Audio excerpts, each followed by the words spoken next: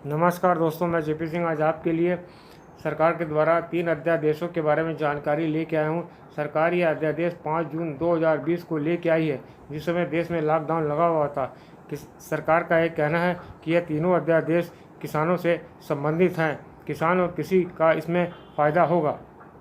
यह 3 अध्यादेश इस प्रकार से हैं: कृषि उपज व्यापार व वाणिज्य अध्यादेश 2020, दूसरा है किसानों का मूल आश्वासन अनुबंध एवं कृषि सेवाएं अध्यादेश 2020, तीसरा है आवश्यक वस्तु अध्यादेश 2020। सरकार ये तीनों अध्यादेश किसानों के लिए लेके आई है। जैसा कि हम जानते हैं कि सरकार जो भी अध्यादेश लेके आती है उसको 6 महीने के अंदर पास करा के संसद में इसका कानून बनाना होता है।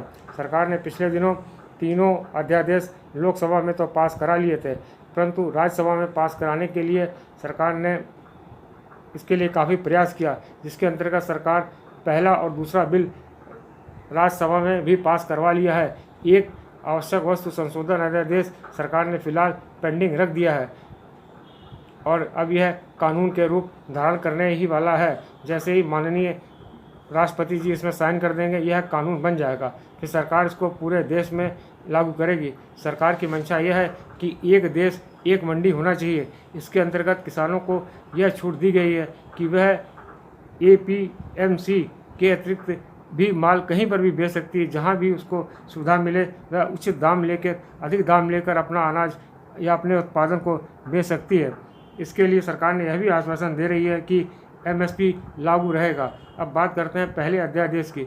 इसके अंतर्गत किसानों को अपना उत्पाद बिक्री कहीं भी कर सकता है। इसे मंडियों का एकाधिकार समाप्त हो जाएगा, प्रतिस्पर्धा होगी और किसान को उचित दाम मिलेगा। वह इसको ऑनलाइन भी बेच सकता है। उसको जहां पर भी कोई भी संस्था, कोई भी समिति, कोई भी व्यक्ति, कोई भी बड़ा व्यापारी इस उपज को आसानी से खरीद सकता है। इसके अंतर्गत एक यह भी सुविधा रहेगी, जब वो मंडी से बाहर बेचेगा तो किसी प्रकार का मंडी शुल्क, आढ़तिया शुल्क या कोई और विकास शुल्क के नाम पर उसे कोई शुल्क नहीं देना पड़ेगा। यह अलग अलग राज्यों में अलग अलग प्रतिशत है। लगभग 6% से लेके 8-9% तक यह किसानों के ऊपर अतिरिक्त बोझ रहता है। इस अध्यादेश के अंतर्गत इनको इससे निजात मिल जाएगा। दूसरा है कॉन्ट्रैक्ट फार्मिंग। इसके अंतर्गत किसान अपनी उपज को बोने से पहले ही इसको बिक्री के लिए अनुबंध कर सकता है। यह सहकारी संस्था, प्राइवेट संस्था, बड़ा व्यापारी या बड़ा उद्योगपति भी इस कृषि को खरीदने के लिए किसान से लिखित अनुबंध कर सकता है और किसान इसमें अपना दाम अपने मनचाहे तरीके से तय कर सकता है। इससे किसान को निर्भय होकर खेती करने का भी उत्साह मिलेगा। वर्तमान में ऐसी जानकारी मिली है कि कहीं कहीं पर बड़े किसान जो है वह कॉन्ट्रैक्ट खेती करते हैं। कॉन्ट्रैक्ट जो फार्मिंग है, ये छोटा किसान जिसके पास 2, 4, 5 या 10 बीघे ज़मीन है वह इसको नहीं कर सकता है, क्योंकि उसकी उपज बहुत कम होगी। यह बड़े किसानों के लिए लाभप्रद है। तीसरा बिल जो है आवश्यक वस्तु संशोधन अधिनियम, यह 1955 में हमारे देश में लाया गया था। उस समय की परिस्थितियों के अनुसार इसको लागू किया गया था।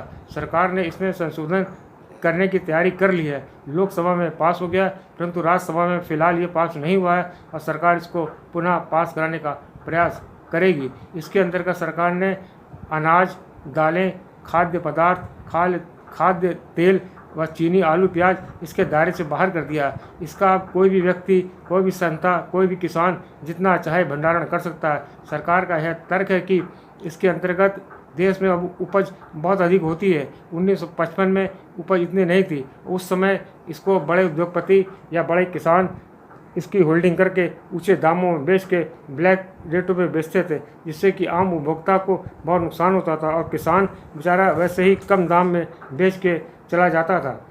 अब हम बात करते हैं कि इसके पक्ष और विपक्ष में। तो जैसे ही यह बिल लोकसभा में पेश हुआ, केंद्र सरकार की एक भागीदार अकाली दल ने कि एक मंत्री ने तुरंत ही इसमें इस्तीफा दे दिया। हरसिमरत कौर बादल ने इस अध्यादेश के विरोध में इस्तीफा दे दिया है। अब सरकार के लिए समस्या है कि इसके पक्ष और विपक्ष में कैसे काम चलेगा। इसके बारे में मैं ज़्यादा कुछ नहीं कहूँगा, परंतु समाज के एक बुद्धिजीवी वर्ग या वैज्ञानिकों से यह आशा की जाती है कि वह इसके पक्ष और विपक्ष में बताएंगे कि यह किसानों के लिए लाभप्रद है या कि नहीं है। आशा करते हैं कि यह वीडियो आपको अच्छा लगा होगा। इसको सब्सक्राइब करके बेल का बटन दबा दीजिएगा। धन्यवाद।